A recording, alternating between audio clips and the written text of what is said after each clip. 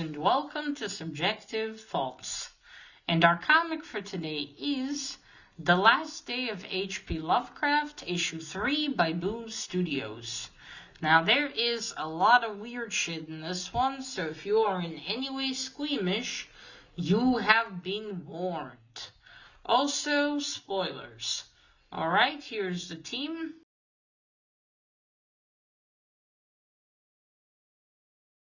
So, it's been a while since I read the second issue. That was last year. And only now, we're in April of 2026, that I finally this week received issue 3. So, yeah, it's been quite the gap, but what are you gonna do? Shipping's been stuck. But anyway, finally, I got issue 3 and I read it. And I've also learned that there's going to be in total 5 issues. So they're slightly breaking the mold there, aren't they? By making it 5 issues. It's a lot of 4-issue miniseries lately, it seems. Well, not lately, in the past few years. But anyway, yes, finally I got issue 3. Now, when we left off good old Lovecraft in issue 2, he was just with Harry Houdini during his hallucinations, or whatever you want to call it, of his last day of being alive. And Harry Houdini wanted to show him something, told him, "Follow me," after they already were going around New York. So here we start with Harry and Lovecraft going around some kind of carnival, and Harry Houdini tells him, all the things you said about the Jews, the Polish, all that. Old Lovecraft was racist, as I've learned. Although, considering he married a Jewish woman later on, I guess his opinions changed with time. But yeah, it tells him of all his, these transgressions, and Lovecraft telling him, well, I've changed, getting a candied apple, it seems. And basically all this really upsets Lovecraft, and he goes away from Houdini, who stands literally on the soapbox and reads these things to all the people around, and his descriptions of New York and of the people. Not kind descriptions. So, but then Houdini follows him, and then he said, "Well, come on, let's go." There's a lot, I think, not philosophical, a lot of dream-like, perhaps still philosophical themes in the story, that because I don't really know much about Lovecraft's life, I can't really relate these into anything, that he indeed writes something before he died. That, what exactly gave this idea is basically what I'm saying. Because it's just him following Harry, and Lovecraft knows he's dying and he just wants to die. And Houdini's like, well, basically what? Is this it? Here, he gives him a flask and like, here, drink this poison and end it all. And he's like, Harry, what happened to you? You didn't used to be like this. You were pragmatic. And then it's like, I'm not Harry, you fool. Or Houdini is dead, and it turns out to be Azathoth, or basically one of his characters. And he's talking to him on top of a pyramid, probably from his own stories. But I think he tells him to the effect of basically talking to him about how, you can decide what you're going to be. How do you want to leave this? Why don't you just leave this world and make yourself into a legend? Make yourself into whatever you want. Write this last story, and again, do what you will. Right where you gain immortality, but you forget who you are, and all this stuff that again, this is translated to English, so perhaps in I'm not even going to pronounce his surname, the writer, maybe in his language it sounded different, because some things do get lost in translation. But it's just, again, is this just philosophical musings about, Lovecraft's life and what legacy he left? Basically, it just says, I want to go, and then go where? To reality, and then Houdini's form reappears and opens the handcuffs he put on him in issue 2. And then Lovecraft's back in his hospital room, but then he basically sets off to leave. To do, I don't know what. Then you see a newspaper with someone who admires Lovecraft. And then Lovecraft also sees events that happened probably around his life, and then after he passed away as well. You see World War II. And so it comes down to, through his hospital room, he goes through this opening like a window, and then goes into snowy mountains, basically.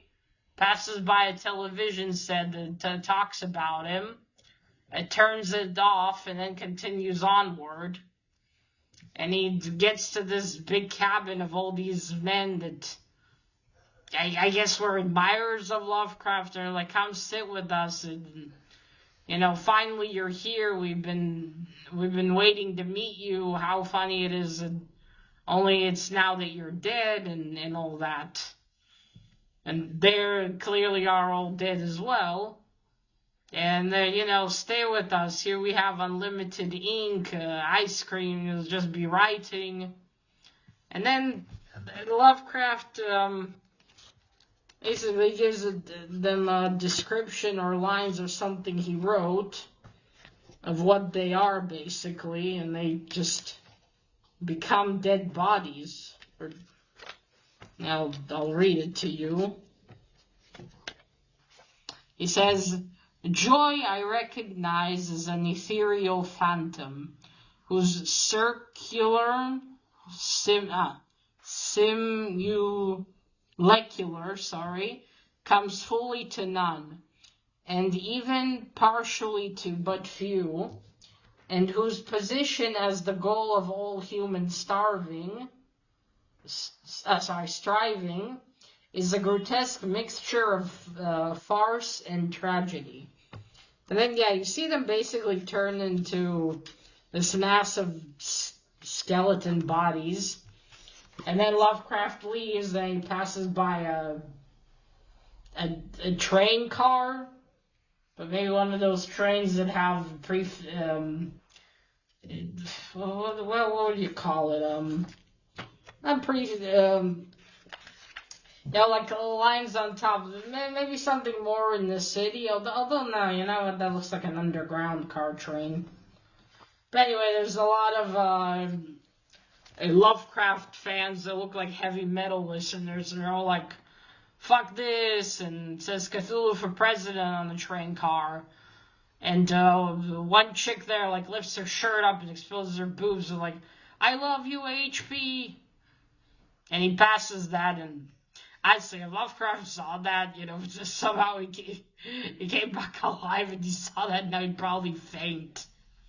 I mean, considering the time period he grew up, a woman doing something like this would just... But people would lose their shit, I imagine.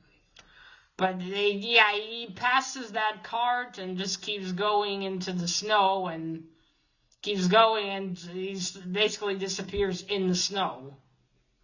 And in this, it's not a storm, it's just he goes, and then that's it. We just see his snow behind. And that's where issue 3 ends. Alright, so first, the cover, it's again by Jacob. I'm not even going to try to pronounce his surname. But he did the cover. I think all of the covers I received are his, I'm pretty sure. There's a few variants to these. I guess not that shocking. You see. But his art style is very fitting here, as I've said before. Look at the contrasts. It's a very lovely scenery over there.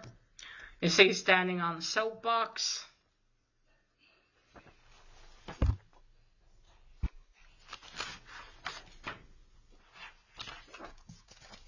I'll just show you this page here. Now you see there's old Lovecraft, there's old Harry Houdini. He's like, come on. Yeah, as I said before, I like this weird art style. It's cool looking and wacky. Right, on to the story. So 3 issues in, I could say that I think it would have been better if I waited for a trade with this one, honestly. Because it's not that nothing happens, it's just, I think it's more, again, just musings and imaginings of what went on with old Lovecraft in his last day, like in his head. And not that it's not interesting, but it also doesn't seem to have any real structure.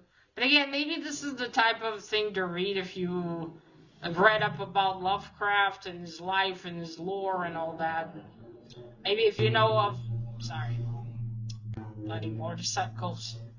Maybe if you know about his life way more, then the story just makes more sense. As I said, I don't really know much about him. I know that he was married to Sonia, his Jewish wife. I know his dad was institutionalized. But yeah, I don't know much. That's the main problem. Maybe if I did know a lot more about him, I would find this more I would understand more what's going on. But as it is, I'm not disappointed. It's a very interesting ride through this wacky illusion/dream.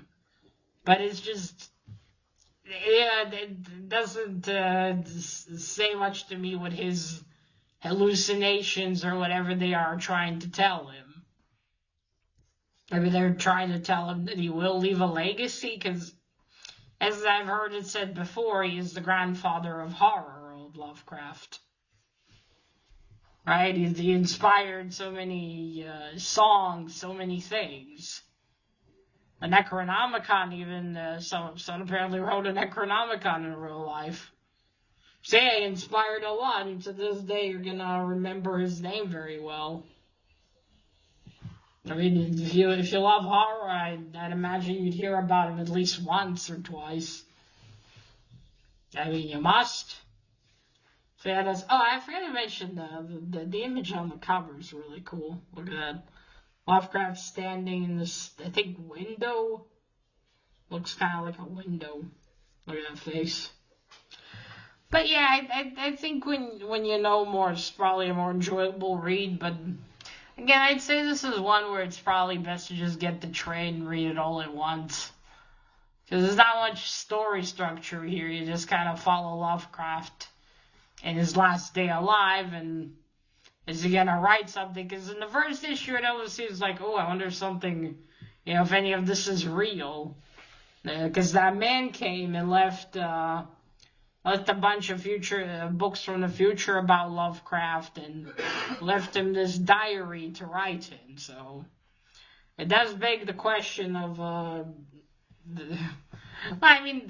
most likely this isn't real. It's hallucinations of his. He is, after all, a dying man in the story. But still, regardless, it is an interesting journey.